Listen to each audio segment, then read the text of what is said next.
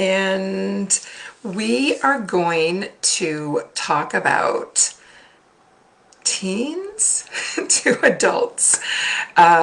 It's almost the 6-week series has kind of started from the little kiddo, and we're working our way through puberty and the teen years, and our children grow up. And what do we do? What does that look like? What should we do to prepare for that? How should we prepare for that? Who should help us prepare for that, right? That is what we want to talk about tonight. And hi, Tawana. I'm going to do the format that I like, which is to really just talk about the bullet points, right? What is important? What do we need to know so that we can prepare our kids for adulthood? And not just prepare our kids, prepare ourselves as parents, right? Like, what does that look like? So if we think about, and I see some folks coming in, hi, Jacksonville, hi, Dimitri, I'm so glad, hi, Victoria. All right, so thinking in terms of, our children grow up, right? We want our children to grow up, but we don't want our children to grow up, but we do want our children to grow up. And what does that look like, right? Especially for a child who has a different communication system, a child who needs supports in place, a child growing, and I say child, our children, but they're growing, right? Teens and adults. From St. Juan, hi, Nelsa. But we have to think about what that looks like and how do we prepare ourselves and our child for that adult life, right?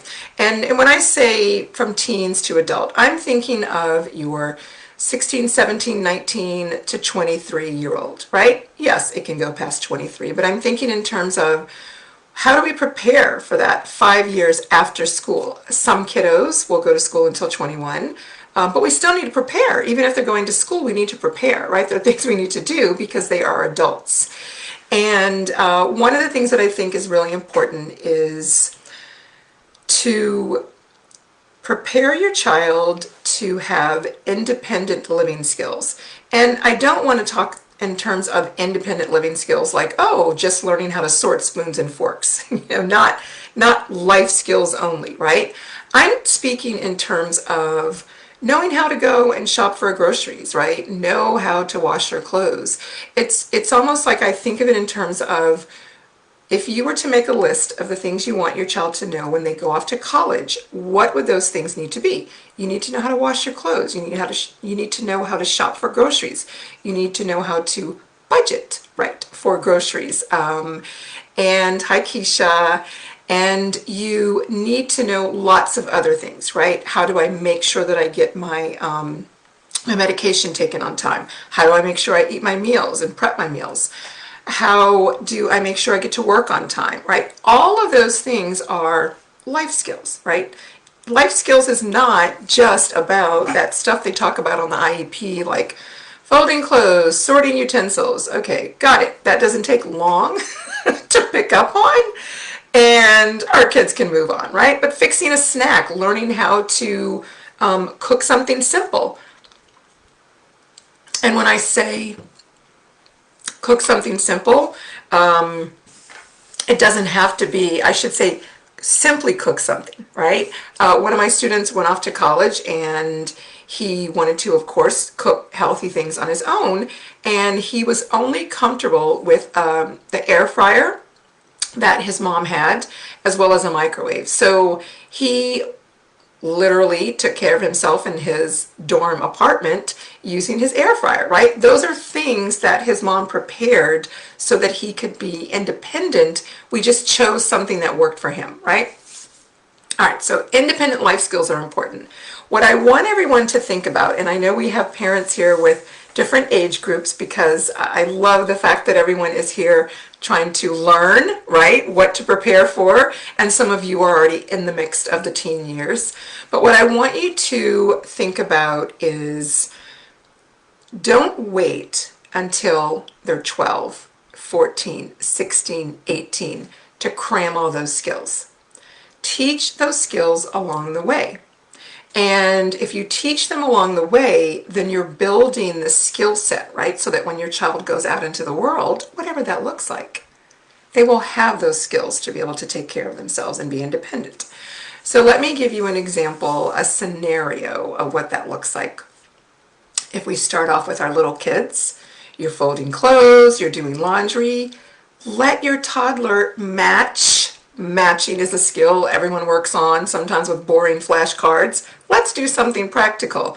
Let them match their socks. Purposefully buy socks that are very discriminatory, right? Like discriminating in terms of, the red, the red caboose train or blue socks, and where you all understand what I'm saying. Purchase socks so your child can match them. And that leads to, they can match their socks when they're 2. Then as they get older, they can put their socks away. They can put their underwear away. They can fold their underwear. Motor planning, you just take your underwear and fold them over, right? It doesn't have to be like you do it. Remember, you gotta let go of that, right? You gotta let go of that. And I may end up in the fall maybe teaching a class, open up a course where I can teach about independence. And what that looks like, right? So thinking in terms of, so you're matching your socks, and you're sorting your socks, then you're folding your socks, and you're folding your underwear. And then you can sort your dirty clothes, right? The whites with the coloreds. You can learn to spray the stains. All of those things, right? Baby steps. Now, my perspective as a mom is as soon as you can reach the button to the washing machine and dryer, you're going to start washing your own clothes. Now that doesn't mean they have to wash all of their clothes, right? For example, my boys, when they were fortunate enough to get the responsibility of washing their own clothes, they just washed their practice clothes, right? Their practice clothes for football and those things. And I took care of all the school things because they were still young, but it was a skill they learned. And thinking in terms of, so now they're washing their clothes, and then as they get older, if they need to learn to iron their clothes or steam their clothes if they're afraid of the iron heat. So many ways, right? Learning to, for someone who may be uncomfortable with an iron or uncomfortable with a steam for sensory reasons, think of alternatives, right? You can get those steam bags and they can learn how to do that in the dryer. You can teach as soon as the dryer goes off, hurry and get them out of the dryer and hang them on a hanger so they're kind of wrinkle free. You can teach the independent skill of choosing clothes you don't have to iron, right? Now, I know that can be a battle with sensory in terms of the clothes you prefer for sensory may be the clothes that wrinkle the easiest, right? Sometimes that's not always a good match, but if you can work around that, that is a proactive way to teach independence, and that's all just around taking care of your clothes. You can start when they're little and just keep building on that. Now, the hard part for parents is letting go of, they don't do it the way I want them to do it. You have to let go of that. And I say you have to let go of it because it's about your child learning to take care of themselves. Because the way it works, even though it doesn't always work that way, but the way it works is we as parents leave first, right? Our children live longer than we do, and we want them to be able to do things on their own. And we want them to be able to do things on their own when they move out. Whether they move out in an apartment in the garage on top of your house, or whether they move out into a tiny house on your property, whether they move into their own apartment or the dorm or apartment with roommate or assisted living. They still need to have a skill set of taking care of themselves. And the things they can do, we want to support their needs and accommodate so they can do them. There's a lot of pride in being able to do things on your own. Yes, it's nice to have people do things for you, but there is a sense of pride of being responsible, especially for individuals who have been told they can't, right? Being able to do something on their own is important. So we as parents, and I'm a parent and I understand, we have to let that go. It's okay if the clothes are pink because they mix the colors. They learn from it, right? It's a learning lesson. It's not the end of the world. All right. The other thing that I wanted to just sort of touch basis on. It's not my expertise because it varies in every state. And maybe this is something, I know that Dimitri is here. Maybe Dimitri, this is something that, and maybe you all have done it before. I do think it's important for parents to have folks come and talk to them about guardianship, right? And what that means. And I didn't know about it, right? And it's too late. And so what do I do? Guardianship is something that I think every parent with a child with a disability or a medical, hi Torin, or a medical, need, parents have to consider guardianship. And so I want to touch basis on it without going too much into it. But I did want to bring it up and maybe suggest, if you all have not, with the Jacksonville Autistic Society, who is putting on this wonderful event for the community, look and see in the community who can come and talk to parents about guardianship. I think it's a really good training, webinar, whatever you want to call it. That's very important. So thinking in terms of guardianship, and this is just for you guys to kind of think about, right? This is not anything I'm going to go into depth, but a lot of times parents are not told this until it's too late. So I think it's my responsibility to inform you, since I'm talking about transitioning into adulthood. So one of the things that I learned when I was in the state of Texas, and like I said, you have to find out from your state how it works, but one of the things that I want everyone to be aware of is that guardianship is not necessarily a black and white situation. It's not you have guardianship and you control your child as an adult, right? Guardianship has multiple levels, and the details are by state, but the general sort of tier level is you can have a guardianship for your child who becomes an adult, where maybe you are guardianship on the level where you have access to their medical, right? So that you can help them make decisions. Sometimes our good intent, right? But sometimes the decisions are maybe not in their best interest, right? But that's something you have to discuss with your child and help them decide with you.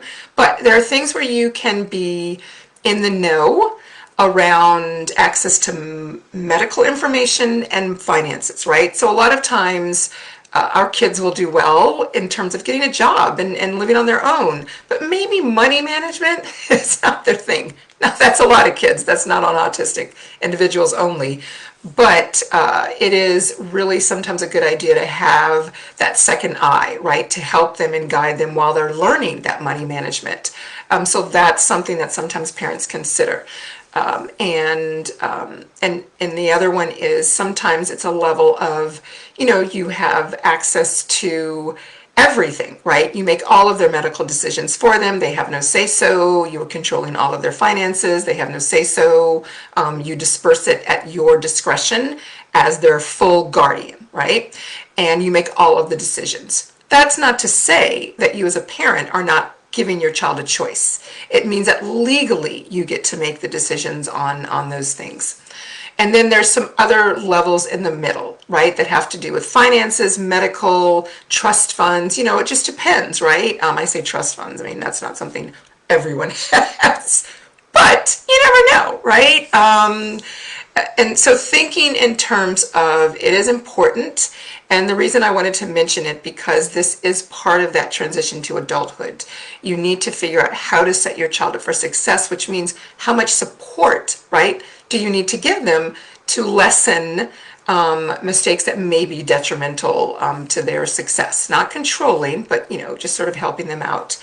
And I always recommend, I know it's supposed to be like 6 months before they turn 18 that you're supposed to start the process. With COVID, I am recommending 18 months, if not sooner, to go to your child to an attorney, and you have to do it through an attorney. This is something that cannot be done online. There's lots of organizations that will do it for free, right? There's organizations that will do it for parents who can't afford attorney fees because those can be pricey. And so thinking in terms of, you have to start thinking about it ahead of time, because the reality is legally in this country, of America, maybe others watching, when you're 18, you are legally an adult. And so that means legally, as a parent, even though your child is living with you, even though they may not be capable of fully taking care of themselves independently, you don't have say-so over their medical. Like literally, they can ignore you in the emergency room and ask your non-speaking child if they want to have surgery. Like that's the kind of stuff that no one talks about. And I'm not saying that will happen. I'm saying when your children turn 18, all of us, right? And I will share very quickly, just because I like to share stories. There was a situation with my one of my sons where there was an emergency hospital. He was over the age of 18, and when I knew that he was going to have to go, I specifically said to him, "Please call me when you get there, so that we can let the nurse that I need to be privy to any medications or anything that you're taking."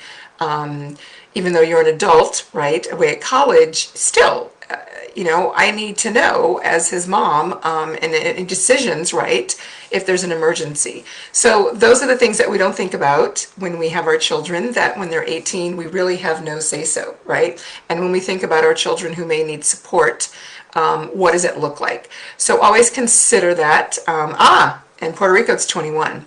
So always consider that in terms of when your child has an IEP at age 14, 16, depending on how the school districts do it, it's supposed to start soon, they should be talking about a transition plan, right? And that's where you make those decisions into which direction your child goes into, which path for high school on to graduation, whether they stay until 21 or whether the decision will be made later.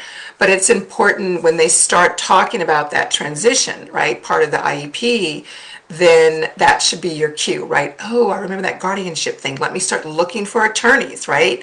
My thinking is if you start at 16, you can start looking for attorneys, looking for affordable ways to do it, doing your research, gathering your information, making decisions. So by the time you get all that together, a year before, 12 months, 8 months before your child turns 18, you're ready, right? To sort of like get it rolling and the process started. So just something to think about, because that is part of transitioning to adulthood, and it's very important to yes, let our children have their wings, but it's also important to make sure that our children are protected. There are a lot of people who will take advantage of folks, right, that may appear easily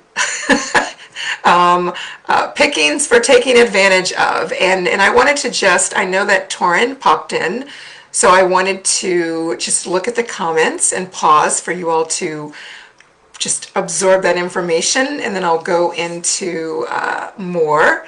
And Torin, if there's anything that you, I know that your situation was different in terms of guardianship, but if there's anything that you have insightful to share, that I can tell everyone who's watching, and those who are watching the replay can look at the comments, that would be great in terms of, is there someone who either maybe the guardianship went the wrong way, right? Their parents had control over their money and they weren't able to make their own decisions, because that's something that a lot of people are concerned about. Not everyone in the family has good intention either. But if you have anything to contribute, Torin, I can share that out if you think of something. All right, so I am now going to move on to the next topic in regards to transitioning into adulthood. Drinking out of my favorite cup. You guys can't see this cup. This is actually a really cool little gift. I love this saying. It says, autism is not a processing error. It's just a different operating system, right? That's it. Just a different operating system. And speaking of that operating system, when it comes to employment, right? And I talk a lot about employment when I am discussing goals for young children and strategies for young children. And I talk a lot about employment and careers when, hi Brandy, when I am thinking in terms of Our children all have something to offer when they grow up. Some have something to offer when they're children. And I do think that we need to foster their skills and their strengths and their interest, because that's a job skill, right? And when I think of skills that we're working on for our kiddos, I don't focus on tying shoes. I don't focus on eating an apple. I don't focus on whether you can, I don't know, button your shirt, right? Great skills. Guess what? You don't have to wear shoes that need to be tied, and now we have fancy shoestrings that tie themselves. You don't have to wear shirts that have buttons, and the reality is none of those things are job skills. They're not on a job application. They're not. But communication, sensory regulation, a sense of how to communicate and socialize in the workplace and with others is important for navigating the workplace. And also choosing a work scenario that is sensory safe. And I'll share another story. A wonderful, wonderful new client, newly diagnosed at 19, and talked to her parents, and they were really frustrated because she had her first job and she didn't like it and she didn't stay, and they were just frustrated and thinking that she was lazy and how could she not, and when they asked her why she left the job, this is before she was diagnosed, when they asked her why she left the job, she just said, it just didn't work for me, right? No solid answer. So then that frustrates parents even more because we don't know, right? We don't know. No one knew that she was an autistic individual. So now that we do know, and I remember her parents shared the story, and I said, well, where was that first job? They said, Chick-fil-A! And all I thought was, oh my gosh, like total sensory overload, right? Like it's sensory overload when I go to the drive-through and just look through the window, right? It's just like so much going on. So thinking in terms of choosing employment that fits the sensory needs of the individual is key, right? Now, you can't always choose something perfect, so you have to know what you need, you have to know what to ask for, and you have to know how to make those adjustments and accommodations. And Torin may or may not have some input on this, but I can think of a colleague of mine and their strategy as a neurodivergent person who really, really needed to maintain regulation for the job that they loved. That was not the most sensory-friendly environment. So they went swimming in the morning. They got up extra early. And during lunch, they walked and listened to music. If they could outside, if not, managed within the building, and that was that regulatory. And then after work, it was either yoga or more swimming. So that is a way that an adult can self-regulate if that works for them, right? There are certain things that you can do in the workplace in regards to employment, like maybe change the lighting, right? Change the light bulbs, not have the desk near the door that opens and closes, or not having the space where the person works near the AC vent that clicks on and off and on and off. So those are ways that we can accommodate individuals in the workplace to make things sensory friendly, because a lot of times the overwhelming frustration for autistic individuals in the workplace is just like school, it's sensory overload. They can do the schoolwork, it's just way too much going on. So thinking in terms of employment, and one of the things that I think is important is, our children do things that drive us crazy, they do things repetitively, they do things that we don't understand, but if we look at those things, and as they grow, and we look at those things, and we look at how they can be fostered and developed towards a job, a career, right? That's what we need to do to set our kids up for independence and employment and adulthood. I'm not saying that it's easy. I'm not saying, oh, your child likes this and it'll be less. There's work involved, right? You may have to advocate in the workplace. You may have to advocate with an employee. You may have to teach and train a place that your child wants to work when they become of work age. But it is important for autistic individuals to get out and participate in community because adult life at home doing nothing is really not very healthy mental state, right? And one of the things that I always recommend in preparing our children for employment is when they become 12, 13, maybe even sooner, the things that they enjoy or gravitate to, volunteer. If your child loves animals, animal shelters need someone to socialize with the animals. 30 minutes twice a week. Saturday mornings, they can go to the animal shelter, right? Learning those responsibilities that lead to a job. If your kiddo likes art, right? Maybe there's something they can do volunteering at an art school, right? Helping to either support the teacher or sort and gather all the materials. A lot of times our kids, my students used to love to organize my classroom. I mean, I don't even understand why people complain about teaching autistic kids. My room was always immaculate until we had a meltdown, but then we cleaned it up and it was back to immaculate. Just a great sense of order, and I believe in independence, so hey, go and organize those colored pencils until you are happy and gleeful, right? So thinking in terms of if your child loves the stars, if you're near a planetarium, if your child loves nature, if you live in an area that has a garden where kids can go and volunteer that feeds, I don't know, senior citizens in the community. Look for things in the community as your child gets older, and I'm going to assume you have established a method of communication. I'm going to assume that you now understand your child's sensory needs and they have ways to regulate themselves, and now we're looking for that independence into adulthood. And thinking about what your child gravitates to. So if your child loves water, I don't know.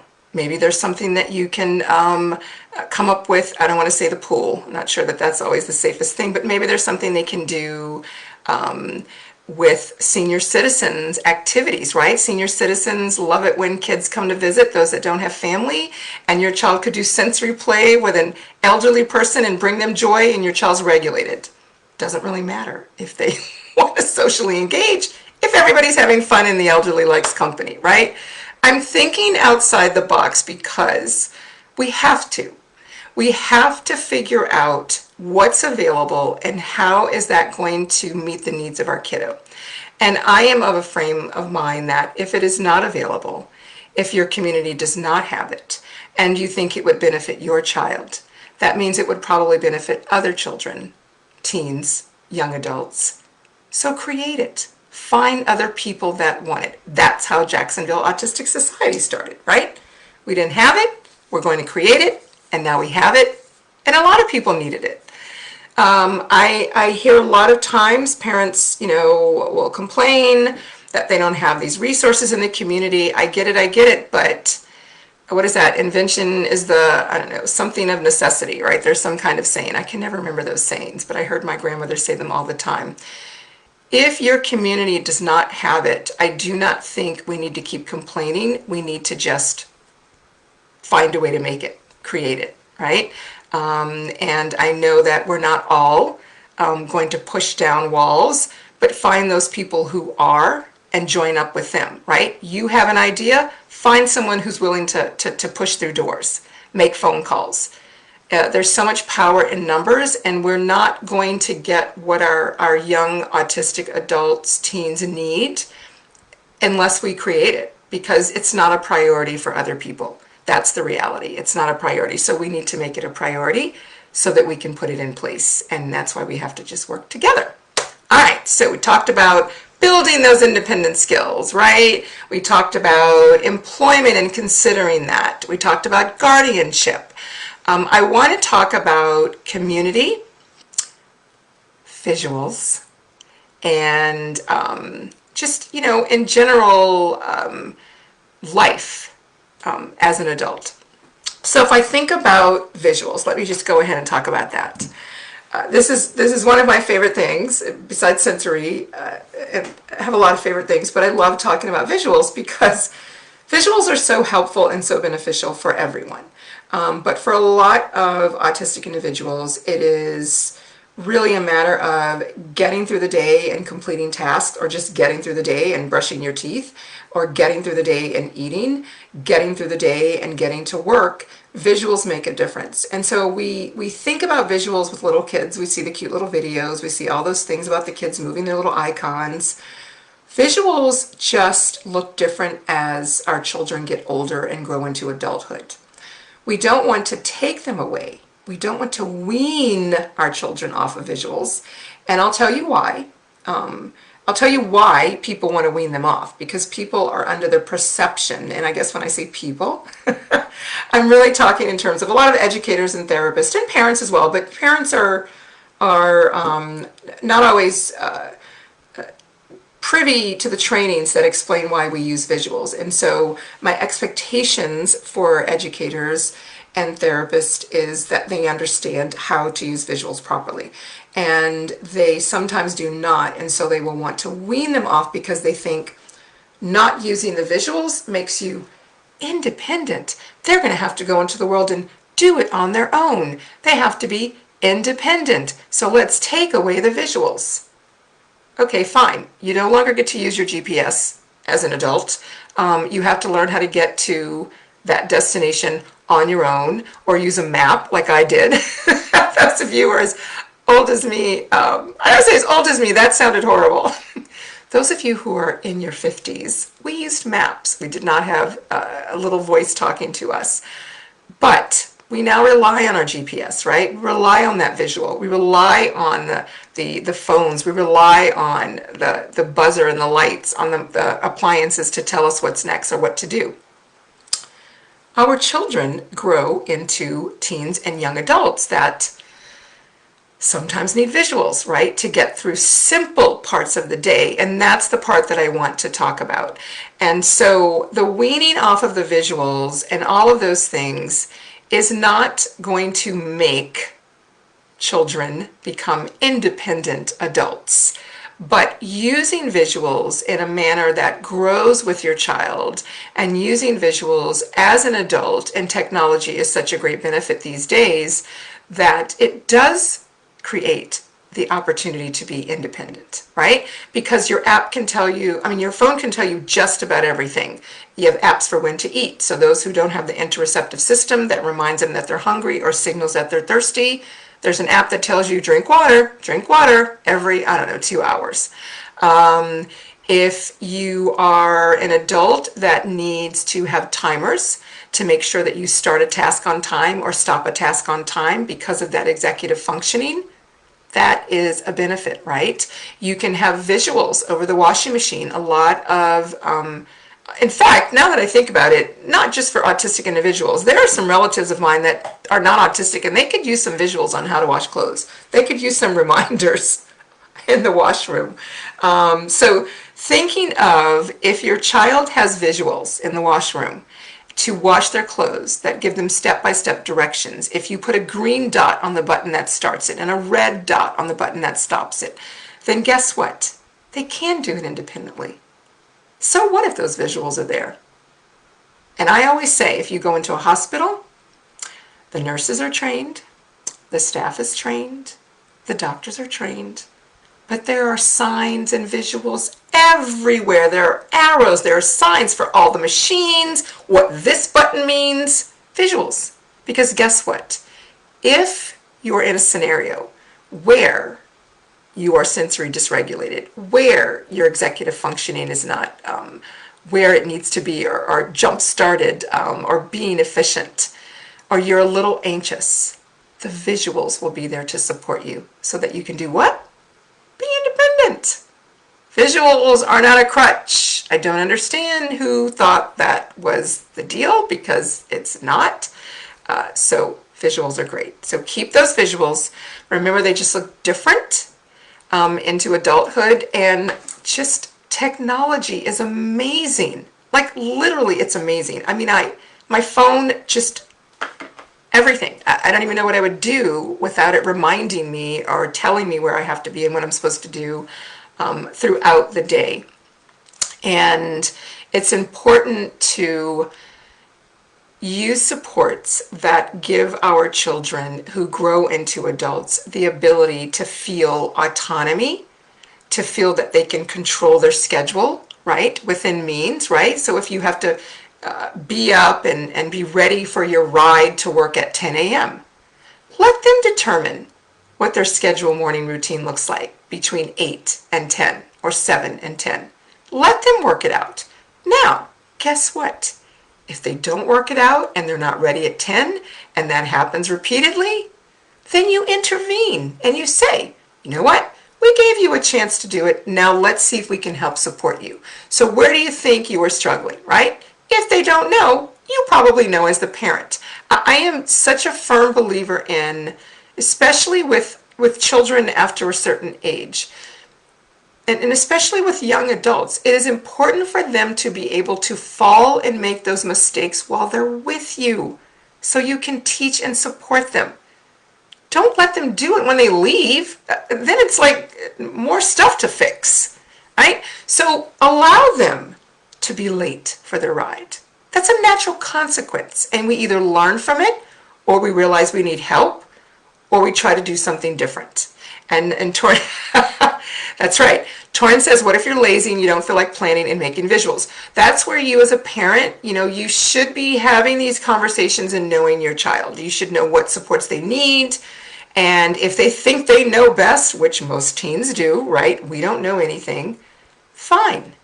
Say to them, okay, this is what you have. But you have to be willing to let them have those consequences. You have to be willing to let them fail that test if they didn't study when you told them to study and you gave them autonomy for their schedule. Because failing that test, if it is important to them, right? If a grade is important to them, not us as parents, if the grade is important to them, they will change the way they do it the next time. If it's not, doesn't matter. You'd have to keep harping on them anyway, right? Micromanaging them to study. So thinking in terms of sometimes we have to let our children fall, and it is better for them to fall in a safe place at home with us and learn from those mistakes with our guidance and our support and helping them determine what that support needs to look like. Sorry, I'm fidgeting in my seat. And I'm all about natural consequences. If you said to me, and you know what, I'm going to just share a story and give you an example. All right, just popped in my head. One of my sons came to me when he was in 5th grade, decided that he could handle staying up a little bit later. Now I knew as his mother, there's no way he's going to be able to get up in the morning. There is no way he's going to be able to get up in the morning if he doesn't go to sleep at the time I have for his bedtime. But he insisted, I can do it, I can do it. He wanted to watch, I don't know, some Disney show that came on at 8:30 and his bedtime was at 8. So I said, okay, fine. I'll give you a week. If you can demonstrate to me that you can get up and you can be ready for school and you're not tired and you can make it through the day, go right ahead. Exactly, Dawn. Have to let him fail. So, first night, excited. Got to watch his Disney show. Next morning, up bright and early, ready for school. Second day, dragging a little bit. Just a teeny bit, but he made it. Third day, it was a struggle. Got to school. I get a call from the school, and they said, oh my goodness, such and such, he's falling asleep. I said, oh, we're doing a little experiment over here. He said that he could go to bed at a certain time and still manage his sleep and rest. I didn't think so, so I let him test it out. Sorry, natural consequence. Just deal with it. He'll have to push through the day. Seriously, school just has to deal with it. So, day 4, he can stay up and watch his show. He came to me and said, I'm going to bed, Mommy. Just couldn't do it, right? I didn't want to argue with him. I knew he was not going to be able to do it because I know the amount of sleep he needs, and I've known this child's sleep pattern since the day he was born. However, he thought he knew better. Fine. Show me you knew better. You know better. And if you can demonstrate it, I'm all for it, right? All for it. You show me that you can do it. And yes, Dawn, you are correct. Dawn said that you do. It's hard as a parent to allow our young adults to fail, but it is so necessary while they're in the safety net. Because the reality of it is, if they don't fail with us as their safety net, when we're not here, who's going to look out for them, right? And I know it's hard to imagine that we're not going to be here, but that's the way it kind of supposed to work. It doesn't always work that way, but natural, we're supposed to go first, and we want our children to be able to take care of themselves. All right, so we have visuals that we are not going to take away. We're going to just let them look different as they get older. And I will end the sort of conversation topic on visuals with a success story, and just to reiterate how important it is and how it really does make a difference. One of my families, I contract with a company in Australia, and a new client started, and she had all of these like behaviors for her 14-year-old and things that just popped up. They were new, and oh my goodness, we're having all of these struggles. It must be puberty. So we start, coming up with strategies, and I simply said, what visuals do you have in place? Because this mom was pretty savvy on understanding autism and her child's needs. And she said, well, we don't use visuals anymore. He knows how to run a schedule. And I said, well, let's try a couple of visuals for a few things that you're having some struggles with. The next week, after the visuals were implemented, we had to make new goals. No behaviors, none. And I'll share with you a simple solution that a lot of parents have that you can use a visual for. This particular parent had a kiddo that just snacks. He was homeschooled, he just wanted snacks all day, right? Now teenagers eat a lot, right? But you can't have snacks all day. Like, you have to have some sort of restriction, and parents have a budget on their food and groceries. So it was just a battle getting him to understand that when she said no, there were no more snacks, and he just wanted more snacks. So we came up with visual support, and I'll see if I can demonstrate it to show you what it looks like. So the visual support was, we had a little piece of paper, a chart that we printed, and mom had decided, oh, he can have about 3 snacks, a free choice a day. 3 snacks is fair enough. So on that chart, we took Post-its, and let's just imagine this is the chart, right? This is the chart. And on the chart, he had 1 snack he could have, 2 snacks he could have, 3 snacks he could have, right? So throughout the day, this was very clear. The boundary is set. You can have 3 snacks every day.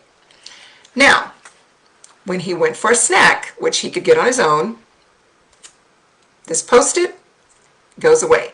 He knows he has 2 more snacks. He knows he has 1 more snack. Because it is visual and concrete, he understands what to expect, right? He knows how many snacks he can have. So he's not going to ask her for more snacks because it's already very clear with a visual. Mom doesn't have to hear him ask for more snacks. He's not frustrated. The interesting part is he also learned to self-regulate and realized 3 snacks was maybe too much. He decided he only needed 2 snacks.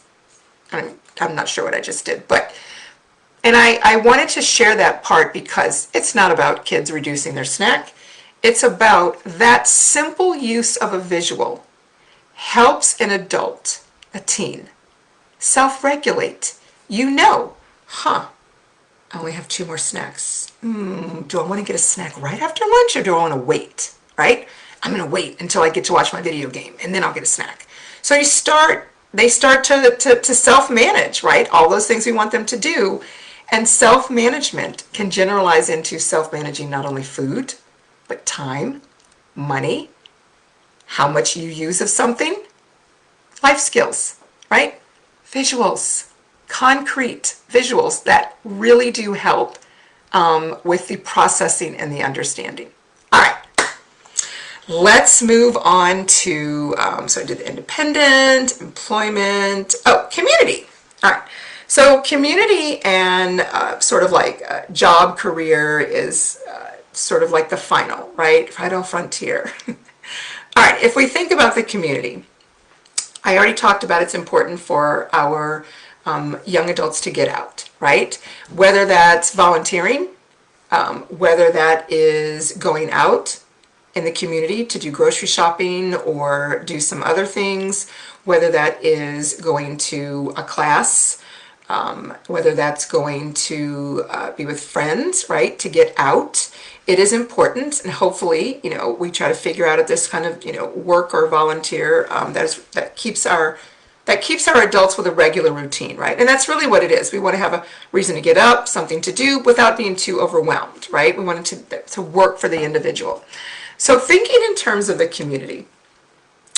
In the community, it is important, and this is hard for a lot of parents, but it's important for you to allow your child to check out at the grocery store on their own. I don't care if it takes 20 minutes the first time. We're going to wait. If you have to talk to the register person before, if you have the ability to go to a small store that maybe you know someone and say we're practicing and we're going to come at 2 o'clock. If you feel comfortable talking to the register person right when you get there, that's what I do, right? I would bring my students through, even with my own voice. I'd say, oh, we're practicing exchanging money to purchase items and counting our change. Now, I don't go during high traffic shopping time, right? You go during the times where there's no one in line. It is important, and I say that, let me say that again. You go to the store, you do these things when it's not busy. So you're proactively preparing to set your child up for success, to prepare those things, practicing those things in the community, right? That's important. And that's where you as a parent, we as parents, we have to be comfortable with advocating, even if people are waiting, even if it looks different. We have to find that in ourselves as parents. And I say you have to find that in yourself as a parent, whether that's through prayer or your partner or a friend or whatever techniques you want to use. Maybe educating and empowering yourself is a way for you to get that in you. The reason it's important, and not both parents don't have to have it. If you are not the person and you have a grandparent that can do it, let them do it, right? The key is our children are watching. And when you are in the store with your young adult, even as a child, but we're talking about adulthood, when you are in the store with your young adult and you tell them, oh, I'll do it, it's going to take too long, right?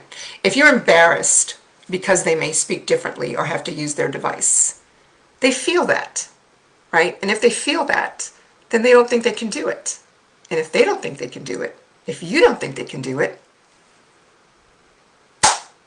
more than likely it won't get done. So, who cares what other people think? This is your kiddo that you are preparing for adulthood, and find a way to push back your stuff for just a brief moment to give them an opportunity to practice things in the community. Asking where things are, checking out at the store, finding directions in a route, planning their errand running, looking at the map. So what's the most efficient way for us to get our errands today? We don't want to go all the way across town and then have to come back. Let's look and see where the other stores are. Now, most of our kids could probably do this on their own without you, right? Because our kids are pretty savvy. We just have to give them the autonomy to be able to do it. What I am encouraging you to do is bring your child into the community to practice independent skills. Yes, you can sometimes teach and practice them at home. Maybe they practice them at school. But it is important for our adult children, our adults, for autistic individuals, to be able to know how to navigate the community, but also know when they need help, or what their level, not level, what is something I'm just not comfortable, right? We all have things that we can say, oh, it's just not my thing, right? So you get someone else to do it. But the majority of things our autistic adults, they can do. A lot of times we just haven't given them a chance because either we think other people are, what are other people thinking? It took too long. We're not going to be able to have a fully inclusive community where, the majority, there's always outliers, but where the majority of us are navigating with differences if we're uncomfortable with our own child, right? I'm not saying it's easy. I understand it's a process. But by the time your child is an adult, we have to be there. We have to be there because they're going to have to do it on their own. Not everything, but a lot. So think about that plan for those of you who have young kids. Get your support systems and, really, really give your child an opportunity to try, right? And figure out what supports they need. And also give them the option to say, you know what? I'm glad I got to do it, but I really am uncomfortable asking where stuff is, right? That's not anything autistic specific. There are lots of people who go home with either no item or the wrong item because they don't feel comfortable asking someone for help. That's on them, right? But you can at least teach the skill, and your adult child can decide if they want to opt out or not. All right, I do apologize. I feel like I'm a little fidgety tonight. Oh, I'm modeling dysregulation and how to cope with dysregulation. Maybe that's it. All right, the last thing I wanted to talk about was we're doing all these things. We are developing these skills. We're helping our kiddos become independent. We're teaching them all of these little micro skills along the way. We're learning to embrace that they're going to do it on their own, and sometimes they may make mistakes, and that's okay. And now, job, college, career, future. Right? What does that look like? Well, it looks like whatever works best for your kiddo. That's what it looks like. That's what it should look like for everyone. But it looks like what your child has strengths and does well in terms of what they enjoy and what skill sets they have, that they can foster that into a job that brings in money so they can have autonomy as an adult. Whether that autonomy is buy an entire bag of Oreos and eat them for dinner, let them have that sometimes, right? And if you feel like they're doing it too much, you can figure out if it's interfering in their health.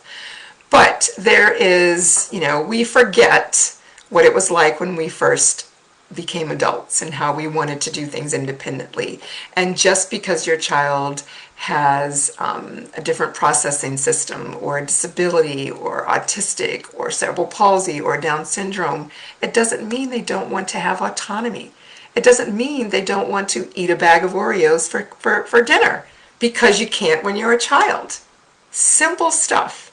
Remember, your autistic child who becomes an adult is a human being that wants to do what adults do. And that's relationships, sex. We talked about that in last course. It is going out. I remember when I was a teenager, I used to babysit all the time. And interestingly enough, I was the babysitter that babysat kids with special needs. That was who people called me because for some reason, even as a young girl, that was my thing. And I remember when one of the little girls that I used to babysit, she became 21 in New Orleans, and I will never forget, her mom said, "What do you want for your birthday? What do you want to do?" And she said, "I want to order a daiquiri." She wanted a drink. She was mildly intellectually delayed. She was dyslexic. She had some motor planning issues, and she was an adult that knew you can't drink until you're 21, and that's what she wanted to do at 21. So that's what she got to do at 21. I remember, and I don't. I will say the story, and the person is watching, but I want to not just expose if that's not what they want. But I do remember a scenario where a young man who was turning, I think, 18, and used technology to say that he wanted to go out for steak for his 18th birthday and was very descriptive and detailed about what he wanted to order. And I remember Mom being very surprised of like, what? Didn't know he wanted that, which is why communication method is so important. Because imagine if he wasn't able to communicate that and he didn't get the 18th birthday that he wanted. Just saying. Communication. Our children are adults. They want to do adult things, even if we don't like it. But jobs, careers, college looks different for each individual, right? Don said yes, he was. Don't